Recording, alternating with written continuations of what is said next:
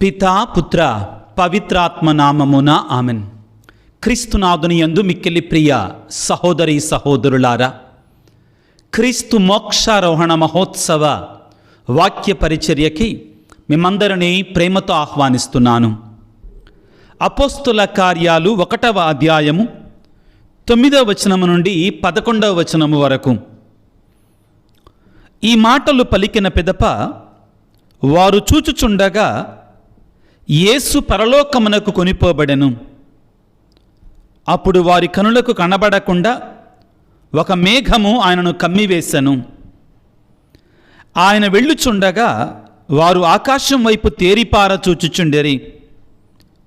అప్పుడు తెల్లని దుస్తులు ధరించిన 2 మనుష్యులు వారి వద్ద నిలిచి, గలిలయులారా, మీరు ఎందుకు ఇంకను ఇక్కడ నిలిచి ఆకాశం వైపు చూచుచున్నారు? మీ చెంత నుండి పరలోకమునకు చేర్చుకొనబడిన ఈ యేసు ఎట్లు పరలోకమునకు పోవుట మీరు చూచితురో అట్లే ఆయన మరలా వచ్చును అని వారితో చెప్పాను. క్రీస్తునాథుని యందు మిక్కిలి ప్రియ సహోదరి సహోదరులారా, మున్ముందుగా మీకందరికీ క్రీస్తు మోక్షారోహణ మహోత్సవ శుభాకాంక్షలు తెలియచేస్తూ ఉన్నాం. ప్రియులకు దేవుని బిడ్డలారా, క్రీస్తు ప్రభు ఉత్థానమైన తర్వాత 40 దినముల పాటు శిష్యులతో ఉండి ఆ తరువాత ఈ రోజున తాను పరలోకమునకు తండ్రి వద్దకు మోక్షారోహణమైపోతూ ఉన్నారు. క్రీస్తు మోక్షారోహణం ప్రియులకు దేవుని బిడ్డలారా దేనితోటి పోల్చవచ్చు అంటే, ఒక రాజు యుద్ధం చేసిన తర్వాత, యుద్ధములో గెలిచిన తర్వాత, ఒక కేటాయించబడినటువంటి రోజున, ఒక నిర్ణయితమైనటువంటి దినాన తాను పట్టాభిషేకాన్ని పొందుకోవటంతోటి పోల్చవచ్చు. ప్రియులకు దేవుని బిడ్డలారా, క్రీస్తు ప్రభు శిలువ మీద మరణించి 3వ నాడు ఉత్థానం అవ్వటం అనేటువంటిది సైతానుపై విజయమైతే, సైతానుపై జయకేతనం ఎగరవేయటం అయితే, క్రీస్తు మోక్షారోహణం అనేటువంటిది ప్రభు యొక్క పట్టాభిషేక మహోత్సవముగా తండ్రి కుడి ప్రక్కన సింహాసనంపై ఆసీనుడవ్వడాన్ని మనం ధ్యానిస్తాం. ప్రియులకు దేవుని బిడ్డలారా, ఇదిగో దేవుని యొక్క పరిశుద్ధ లేఖనాలు మనకు నేర్పించేది ఏమిటి అంటే, క్రీస్తు ప్రభువు ఈ లోకానికి వచ్చింది దీని కొరకే. దేని కొరకు? ఆయన ఈ లోకముల తండ్రి చిత్తానుసారముగా వినయ విధేయతలతో శ్రమలు పాటులు, శిలువ మరణం, 3వ నాడు సజీవుడిగా లేచిన తర్వాత ఆయన అన్ని నామముల కంటే ఘనమైన నామాన్ని పొందుకోబోతున్నాడు. రాజులకు రాజుగా, ప్రభువులకు ప్రభువుగా ఆయన తండ్రి కుడి పార్శ్వాన ఆయన రాజ్యాధికారాన్ని పొందుకోబోతున్నాడు. ఈనాడు జరిగేది అదే. ప్రియులకు దేవుని బిడ్డలారా, అయితే ఈ మోక్షారోహణ పండగ రోజున, ఈ మోక్షారోహణ మహోత్సవం రోజున మనందరికీ కూడా ఒకంత తెలియనటువంటి బాధ కలుగుతుంది. యేసు ప్రభువు ఇన్నాళ్ళు మన మధ్యలో ఉన్నాడు, మనుష్యవతారిగా మన మధ్యలో సంచరించాడు, జీవించాడు, అద్భుతాలు చేశాడు, మాట్లాడాడు.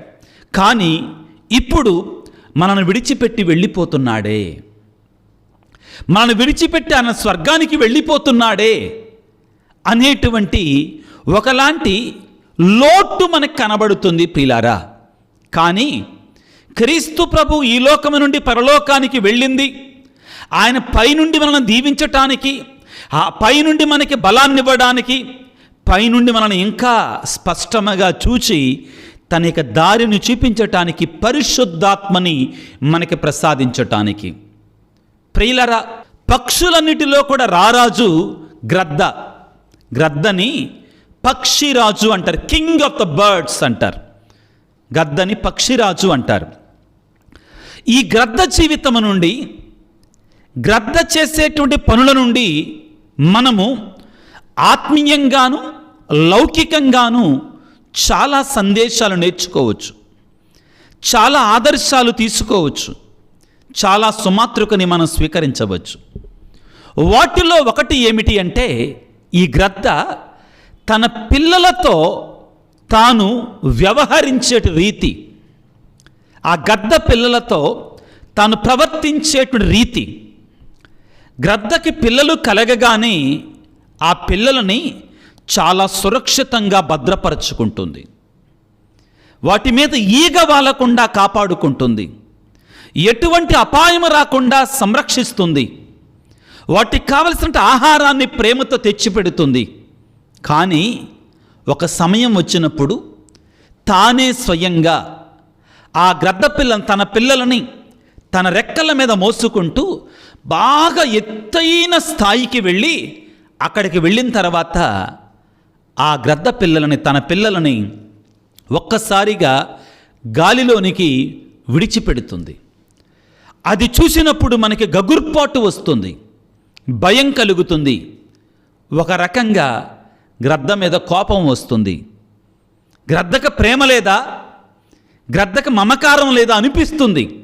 కానీ ఆ గ్రద్ద తన పిల్లలని గాల్లోకి విడిచిపెట్టి వాటంతటవే ఎగరాలి, వాటంతటవే నేర్చుకోవాలి, ఎగరడం, గాలికి ఎదురేయటం నేర్చుకోవాలి అని వాటిని సవాలు చేస్తుంది. అదేవిధంగా ఆ విధంగా విడిచిపెట్టిన తర్వాత అది దూరంగా వెళ్ళిపోదు, వాటిని దగ్గరలో ఉండి అనుసరిస్తుంది, పైనుండి వాటిని చూస్తుంది.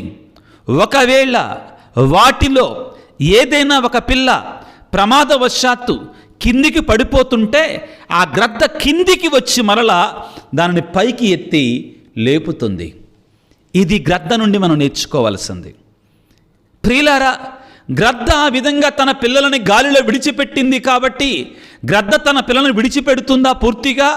లేదండి. ఇంకా స్పష్టముగా, ఇంకా వివరంగా వాటిని పైనుండి చూస్తూ ఉంటుందన్నమాట. ఈనాడు యేసుప్రభు స్వర్గానికి వెళ్ళింది కూడా తండ్రి సమక్షములో, తండ్రి కుడిపార్శ్వాన మన కొరకై ఒక మధ్యవర్తిగా ఉండి మన కొరకై వేడుదల చేసేటువంటి వాడిగా ఉండటము కొరకై, మన కొరకై తండ్రి వద్ద నుండి పరిశుద్ధాత్మను పంపించటము కొరకై. దీనిని మనం గుర్తుపెట్టుకోవాలి ప్రియులకు దేవుని బిడ్డలారా. ప్రతిసారి కూడా క్రీస్తు మోక్షారోహణ మహోత్సవాన్ని మనం కొనియాడినప్పుడు మనకు ఒక ప్రశ్న రావాలి ఖచ్చితంగా. అసలు యేసు ప్రభు ఉత్థానమైన తర్వాత 40 దినాల పాటు ఎందుకు ఆయన ఇంకా శిష్యుల దగ్గర ఈ లోకములోనే సంచరించాడు? ఈ రోజుతో క్రీస్తు ఉత్థానమై మరణాన్ని గెలిచి 40 దినాలు అవుతుంది. ఈ 40 దినాల పాటు ఆయన భూమి మీద ఎందుకున్నాడు? ఉత్థానం అవ్వగానే పరలోకానికి వెళ్ళొచ్చు కదా అనే ప్రశ్నకి ఈనాటి మొదటి పట్టణం అపోస్తుల కార్యాలు సమాధానమిస్తుంది. చదువుకోవడానికి ప్రయత్నం చేద్దాం. అపోస్తుల కార్యాలు 1వ అధ్యాయము 3వ వచనము. యేసు మరణించిన పిదప 40 దినముల పాటు తాను స్వయముగా వారికి కనిపించుచు తాను సజీవుడనని వారికి పలు విధములుగా రుజువు చేసుకొనెను. దేవుని రాజ్యమును గూర్చి వారికి బోధించను. 2 కార్యాలు యేసు ప్రభు చేస్తున్నాడు. మొదటిది ఏమిటి? స్వయముగా వారికి కనబడ్డారు. క్రీస్తు ప్రభు మరణించి సమాధి చేయబడి 3వ నాడు సజీవుడిగా లేచాడు. కానీ శిష్యులు దానిని నమ్మలేకపోయారు. కారణం, చరిత్రలో కని వినిది అది జరగలేదు.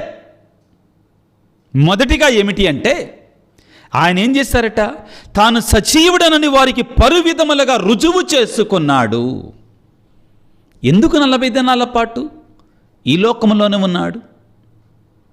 శిష్యులు నమ్మాలి. క్రైస్తవ విశ్వాసానికి ఇదే పునాది. క్రీస్తు పునరుత్థానము లేకపోతే పౌలు గారు అంటారు, క్రీస్తు ఉత్థానము కాకపోయినట్లయితే మా బోధన, మీ విశ్వాసము వ్యర్థమే. కాబట్టి ఆయన నిజంగా సజీవుడయ్యాడు అనే సత్యాన్ని తానే స్వయంగా శిష్యులకి కనబడి రుజువు చేసుకున్నాడు. పిల్లారా, ఇదిగో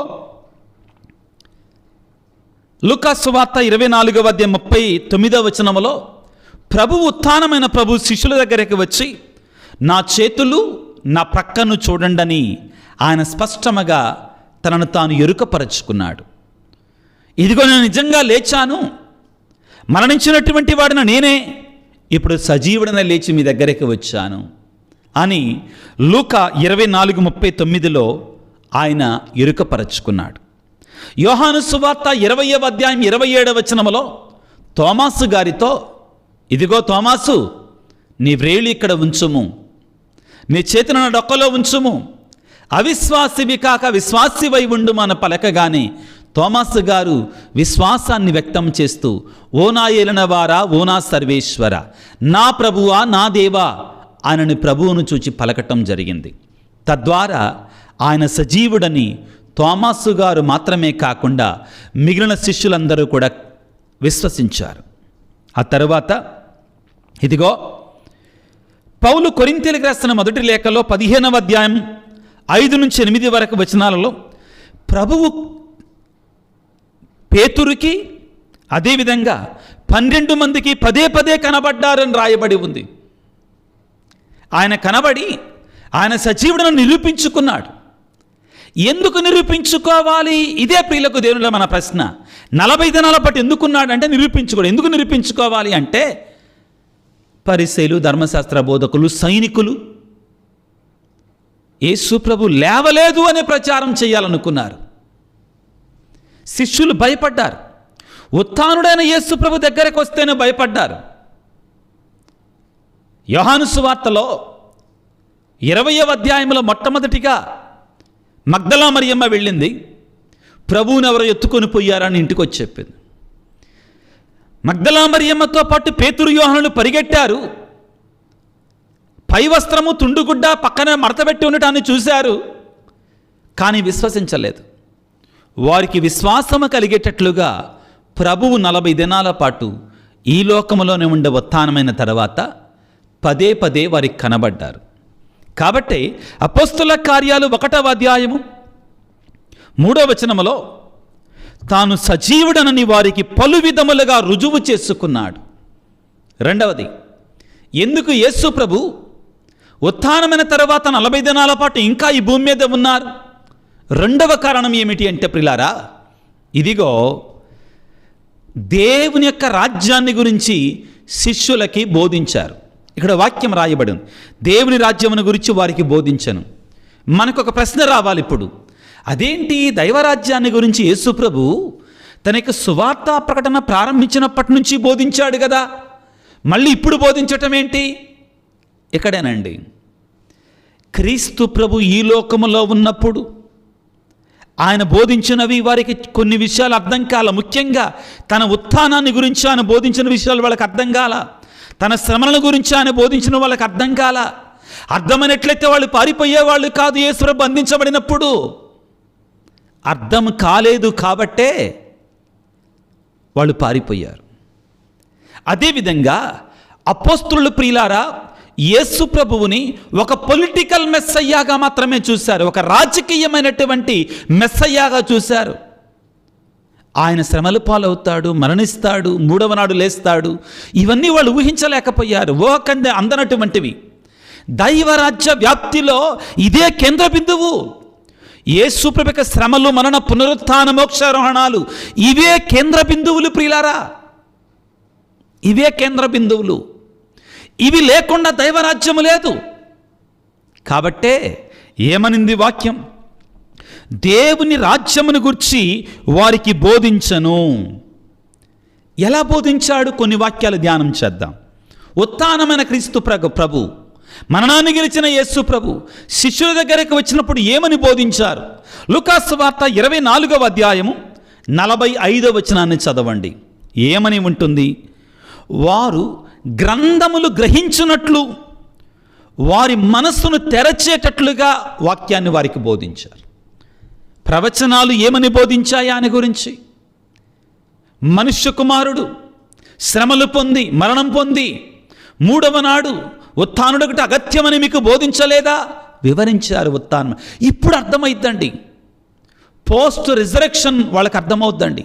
రిజరెక్షన్ అయిన తర్వాత వాళ్ళప్పుడు అర్థం చేసుకుంటారు. ఆ తరువాత అపోస్తుల కార్యాలు 1వ అధ్యాయం 3వ వచనం మనం చదువుకున్నాం. ఏమిటి? దైవ రాజ్యమును గూర్చి వారికి వివరించను, మరలా బోధించారు. ముఖ్యమైనది ఏమిటి అంటే లూకా సువార్త 24వ అధ్యాయం 27వ వచనములో ఈ వాక్యం చాలా ముఖ్యమైనదండి. వారి హృదయాలు వికసించేటట్లుగా, వారికి అర్థమయ్యేటట్లుగా ఉత్థానుడైన ప్రభు ఇప్పుడు మోషేను మొదలుకొని ప్రవక్తల ప్రవచనాలలో ఉన్నటువంటి తన శ్రమలను గురించి, తన మరణాన్ని గురించి, తన ఉత్థానాన్ని గురించి ఉన్నటువంటి వాటిని వారికి వివరించను. ఉత్థాన క్రీస్తు ప్రభు ఇప్పుడు వారికి అర్థమవుతుంది. బాధామయ సేవకుడు అంటే ఏమిటి, శ్రమలు ఎందుకు పొందుతున్నాడు, ఆ శ్రమల ద్వారా ఏ విధంగా మరణం పాలవుతాడు, ఆ మరణం పొందిన తర్వాత ఏ విధంగా ఉత్థానం అవుతాడు. ఉత్థానమైన తరువాత వాళ్ళకి అర్థమైంది, అంతకుముందు అర్థం కాల. కాబట్టి వారికి పదే కనబడి వారికి బోధించాడు. నేను ఉత్థానమయ్యాను, లూకా 24లో ఉంటుందండి. ఇదిగో నా చేతులు చూడండి, నా కాళ్ళు చూడండి, మీ దగ్గర తినుటకు రొట్టె చేప ఏమైనా ఉన్నదా? నేను దయ్యాన్ని కాదు, భూతాన్ని కాదు, ఉత్థానమైన మీ ప్రభువునే నిరూపించుకున్నాడు, బోధించాడు. పిల్లారా చూడండి, యోహాను సువార్త 21వ అధ్యాయంలో పేతురు గారి దగ్గరికి ప్రభు వచ్చారు. ఉత్థానమైన తర్వాత వచ్చి, పేతురు, నువ్వు నన్ను ప్రేమిస్తున్నావా, నువ్వు నన్ను ప్రేమిస్తున్నావా, నువ్వు నన్ను ప్రేమిస్తున్నావా అని 3 సార్లు అడిగారు. 3 సార్లు బలపరిచారు. నా మందను మేపము, నా గొర్రెలను మేపము, నా గొర్రె పిల్లలను మేపము అని బలపరిచారు. ఎందుకు ఉత్థానమైన తర్వాత యేసు ప్రభువు 40 దినాల పాటు వాళ్ళ మధ్యలో ఉన్నారు. మోక్షారోహణానికి ముందు బలహీనుడైనటువంటి పిరికివాడైనటువంటి పేతురు గారిని బలపరిచాడు. కనబడ్డారు, మేము చూసాం ఆయనని కళ్ళారా, ఆయన ఉత్థానమయ్యాడు అని వాళ్ళు చెప్పగలగలగా తర్వాత సాక్ష్యములో ఆయన పుక్కిట పురాణము కాదు, ఆయన ఒక కథ కాదు, ఆయన చారిత్రకంగా లేచాడు అని వారు చెప్పగలగాలిగా ప్రియులారా. అదేదో వట్టి ఆధ్యాత్మికమైన విషయం మాత్రమే కాదు, ఆయన సజీవుడిగా లేచాడు అని వాళ్ళు నమ్మగలగాలిగా, విశ్వసించగలగాలిగా. కాబట్టి ఈ 2 కారణాల చేత యేసు ప్రభువు వారి మధ్యలోనే 40 దినాల పాటు ఉన్నారు. ఏమిటి 2 కారణాలు? మొదటిది, తాను సజీవుడనని నిరూపించుకున్నాడు. రెండవది, దైవ రాజ్యాన్ని గురించి వారికి విశ్వాసం బలపడేటట్లుగా వారికి బోధించారు. ఇక ఇప్పుడు పిల్లారా, ఇప్పుడు అసలు యేసు ప్రభు ఎందుకు పరలోకానికి వెళ్ళాలి, ఎందుకు మోక్షారోహణము కావాలి? Very simple. ఆయన ఎక్కడి నుండి వచ్చాడో ఆయన నిజమైన స్థానానికి వెళుతున్నాడు, ఆయన స్వీయ స్థానానికి వెళుతున్నాడు. త్రిత్వములో 2వ వ్యక్తి ఆయన తండ్రి కుడి పార్శ్వాన సింహాసనుడై ఉన్నాడు. తండ్రితో సరిసమానుడు, పరిశుద్ధాత్మతో సరిసమానుడు. ఆయన దేవుడు. త్రిత్వములో ఆయన 2వ వ్యక్తి. సకల సృష్టికర్త ఆయనే, ఆయన ద్వారానే సకలము జనించింది. ఆయన లేకుండా ఏదీ కలగలేదు, యోహాను సువార్త 1వ అధ్యాయంలో. కాబట్టి ఆయన ఎందుకు వెళుతున్నాడంటే, ఆయన వెళ్ళి మన కొరకై పవిత్రాత్మను పంపిస్తానంటున్నాడు. వాక్యాన్ని చదువుకుంటే అపోస్తుల కార్యాలు 1వ అధ్యాయము 4వ వచనము. ఆయన వారితో ఉన్నప్పుడు వారికి ఇట్లు ఆజ్ఞాపించను, మోక్షారోహణ దినము రోజున మీరు యెరూషలేమును విడిచి వెళ్ళక నేను మీకు తెలియపరచనట్టి నా తండ్రి చేసిన వాగ్దానము కొరకై వేచి ఉండండి. నేను వెళితే కానీ వారిని పంపిస్తాను. యోహాను సువార్తలో అంటాడు ఆయన. ఏలైనా యోహాను నీటితో బాప్తిస్మం ఇచ్చను, కానీ కొన్ని దినములలో మీరు పవిత్రాత్మ చేత జ్ఞానస్నానాన్ని పొందుతారు. నేను వెళ్ళి ఆదరణకర్తను మీకు పంపిస్తాను, పరిశుద్ధాత్మను మీకు పంపిస్తాను. ఇదిగో ప్రియులారా, యోహాను సువార్త 7వ అధ్యాయం 39వ వచనములో పరిశుద్ధాత్మ ఇంకానూ రాలేదు, ఎందుకంటే యేసు ప్రభు ఇంకా మహిమపరచబడలేదు అని రాయబడి ఉంటుంది. ఇప్పుడు యేసు ప్రభు తన మోక్షారోహణము ద్వారా మహిమను పొందుతున్నారు తండ్రి సమక్షంలో, తండ్రి కుడి పార్శ్వాన. ఫిలిప్పీ పత్రికలో 2వ అధ్యాయంలో 9-10 వచనాల్లో పలికినట్లుగా ఆయన భూపరలోకాలకు రాజుగా నియమించబడ్డాడు. అన్ని నామముల కంటే ఘనమైన నామాన్ని ఆయన పొందుకున్నాడు.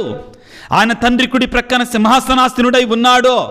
ఇప్పుడు ఆయన ఆదరణకర్తను పంపిస్తాడు. వాక్యాన్ని చదువుకుంటే ఫిలిప్పీ పత్రిక 2వ అధ్యాయం 9వ వచనంలో, ప్రియులారా, అందువలన దేవుడు ఆయన అత్యున్నత స్థానమునకు లేవనెత్తి అన్ని నామముల కంటే ఘనమగు నామమును ఆయనకు ప్రసాదిస్తున్నాడు. ఇప్పుడు అందువలనని పరలోక భూలోక పాతాళ లోకములందలి సమస్త జీవులు క్రీస్తు నామమునకు మోకాలు వంచి ఆరాధించాలి.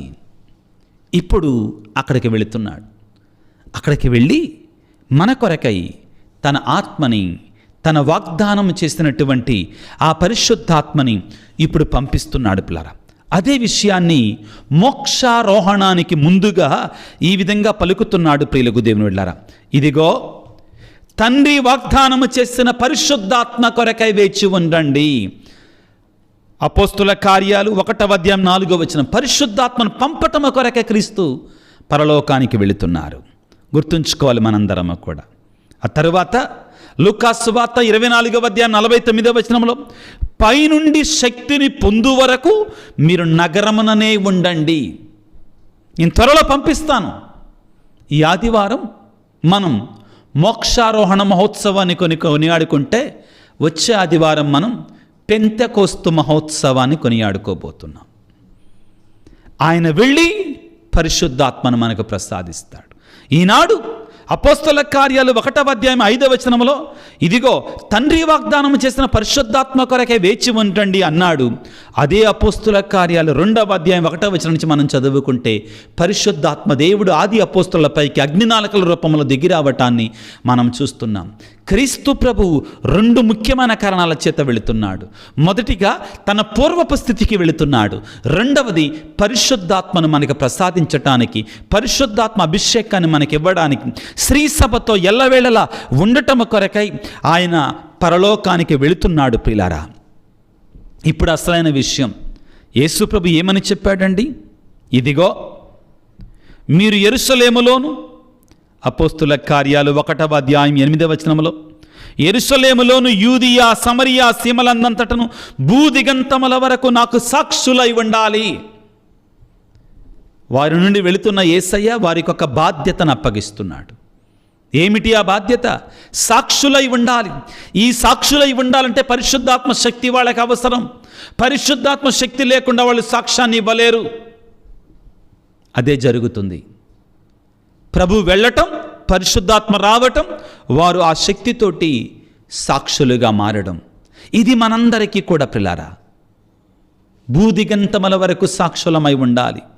ఈ ఉత్థాన మహోత్సవాన్ని కొనియాడుకుంటుండగా మనందరము కూడా ఒక బాధ్యతను స్వీకరిస్తున్నాం. ఆ యేసయ్యకి సాక్షులంగా మనం బ్రతకాలి. యేసయ్య ఉత్థానానికి, యేసయ్య మోక్షారోహణానికి మనము సాక్షులంగా ఉండాలి.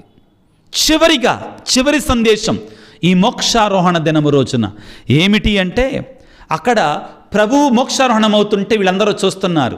2 దేవదూతలు వచ్చి ఏమన్నారంటే, అపోస్తల కార్యాలు 1వ అధ్యాయము 11వ వచనములో, నీ చెంత నుండి పరలోకమునకు చేర్చుకొనబడిన ఈ యేసు ఎట్లు పరలోకమునకి ఎక్కిపోవుట మీరు చూచితురో అట్లే ఆయన మరలా వస్తాడు. ఆయన మరలా వస్తాడో, రెండవ రాకడలో రాబోతున్నాడు. ఇది ఒక హెచ్చరిక మనందరికీ కూడా. సిద్ధపాటు కలిగి ఉండటానికి మనందరికీ కూడా ఆహ్వానం. ఆయన మరలా రాబోతున్నాడు. సిద్ధపడి ఉండండి. ఆయన రాకడ కొరకే వేచి ఉండండి. పవిత్రతతో సిద్ధపాటు కలిగి సాక్షులుగా జీవిస్తూ ఆయన రాకడ కొరకే వేచి ఉండాలి. ఏ రీతిగా యేసుప్రభు పరలోకానికి వెళ్ళాడో మహిమతో, అంతకంటే గొప్ప మహిమతో ఆయన తిరిగి రాబోతున్నాడు. కాబట్టి బిడ్డలారా, మోక్షారోహణ పండగ రోజున నీకు నాకు క్రీస్తు ఇచ్చే సందేశం, ఈ పండగ ఇచ్చే సందేశం, నీవు నేను ఆయన మరణానికి, ఉత్థానానికి, మోక్షారోహణానికి సాక్షులముగా జీవించాలి. ఆయనే సజీవుడని, ఆయన తప్ప మరొక దేవుడు లేడని, ఆయన మనకి జీవాన్ని ఇస్తాడని, ఆయన మన స్వర్గప్రాప్తిని ప్రసాదిస్తాడని విశ్వాసంతో మనం బ్రతకాలి. అందుకు కావలసిన శక్తిని మనకి పరిశుద్ధాత్మ దేవుడు ప్రసాదిస్తాడు, ఆత్మదేవుడు అనుగ్రహిస్తాడు. ఆ పరిశుద్ధాత్మ దేవుని యొక్క అభిషేకం మనందరికీ కావాలని ఆ యొక్క మోక్షారోహణ క్రీస్తుని మనం వేడుకోవాలి. తలలు వంచి ప్రార్థన చేసుకుందాం. మోక్షారోహణమైన యేసయ్య, తండ్రి కుడి ప్రక్కన సింహాసనాసీనుడైనటువంటి తండ్రి, మా కొరకే మధ్యవర్తిగా ఉన్నట్టు యేసయ్య, నీ పరిశుద్ధాత్మను మాకై పంపిన తండ్రి, మమ్మల్ని అభిషేకించండి. నీకు సాక్షులుగా ఉండటానికి నీవు మరలా రెండవ రాకడలో వచ్చినప్పుడు నీ చేత నా తండ్రి చే దీవించబడినటువంటి వారులారా నా కుడి ప్రక్కకు రండి అని చెప్పబడినటువంటి వారుగా, చెప్పించుకునేటువంటి వారిగా ఉండే కృపను మాకు దయచేయి తండ్రి అని ఆ మోక్షారోహణ ప్రభుని తలల వంచి ప్రార్థన చేసుకుందాం. సర్వశక్తిమంతుడా, సర్వోన్నతుడా, ప్రేమమయుడా, ఈనాడు మహామహిమతో మహిమోపేతంగా స్వర్గములో ప్రవేశిస్తున్న యేసయ్య, మోక్షారోహణమవుతున్న తండ్రి, మీకు స్తోత్రాలు. మీకే మహిమ, ఘనత, ఆరాధన, ప్రాభవం ఎల్లవేళలా సదాకాలము చెల్లునుగాక. ప్రభువా, ఫిలిప్పీ పత్రిక 2వ అధ్యాయము 9-10 వచనాలలో పలికినట్లుగా భూపర పాతాళ లోకములకు అధికారివి నీవే. అన్ని నామముల కంటే ఘనమైన నామమును నువ్వు స్వీకరించి ఉన్నావు. నీవు తప్ప మరొక దేవుడు లేడయ్యా. యేసు రాజా, ఈనాడు మోక్షారోహణమవుతున్న సమయంలో మాకు శక్తినివ్వండి, మాకు బలాన్నివ్వండి. నీ ఆత్మతో మమ్మ అభిషేకించండి. నీ సాక్షులుగా జీవిస్తూ నీవు మరణాన్ని గెలిచిన దేవుడవని, సైతానికి, మరణానికి, పాపానికి నిన్ను నమ్మిన బిడ్డల మీద అధికారం లేదని,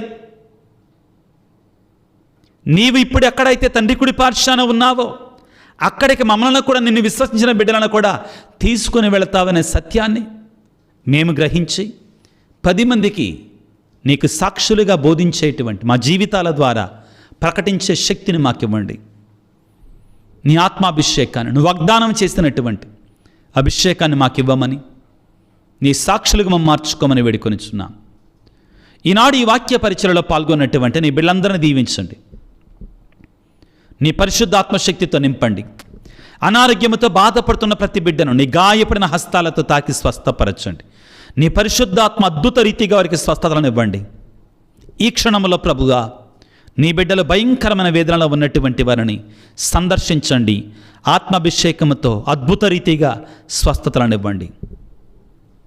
వివిధ తలంపులతో, ఉద్దేశాలతో, కోరికలతో నాతో ఏకీభవించి ఈ మీడియా ద్వారా ప్రార్థన చేస్తున్న ప్రతి బిడ్డను మీరు దీవించండి నాయన. నువ్వు ప్రేమమయుడవి, దీవించేవాడివి, ఆశీర్వదించేవాడివి. నేను నమ్మిన బిడ్డను అపారమైన ఆశీర్వాదాలతో నింపే దేవుడు. ఆశీర్వదించు ప్రభు, దీవించు నాయన, ఆశీర్వదించు తండ్రి. ఎవరైతే మా కొరకు ప్రార్థించండి అయ్యా అని వారి ఉద్దేశాలను ఈ వీడియో కింద ఉంచుతున్నారు, అదేవిధంగా వ్యక్తిగతంగా మనసులో ఉంచుకొని ప్రార్థన చేస్తున్నారు, వారందరిని దీవించండి, ఆశీర్వదించు. ఎంతోమంది బిడ్డలు నీట్ పరీక్ష రాసి వేదనతో ఉన్నారు, వారిని బలపరచండి ప్రభుగా. మరలా వాళ్ళు సంసిద్ధుల ఇంకా మంచిగా రాసేటు కృపను దయచేయండి. వివిధ పరీక్షలు రాస్తున్న బిడ్డలను దీవించండి ప్రభుగా. వ్యాపారం చేసుకునే వారిని, వ్యవసాయం చేసుకునేటువంటి వారిని, ఉద్యోగం చేసుకునేటువంటి వారిని, పని చేసుకునేటువంటి వారిని, ముఖ్యంగా అందరిని దీవించండి ప్రభుగా. ముఖ్యంగా ప్రభుగా గర్భఫలము లేని బిడ్డలను ప్రభు దీవించండి. ఆర్థిక ఇబ్బందుల్లో ఉన్నటువంటి వారిని దీవించండి. చదువుకునే బిడ్డలను దీవించండి. వివాహం కొరకు ఎదురు చూసే బిడ్డలను దీవించండి.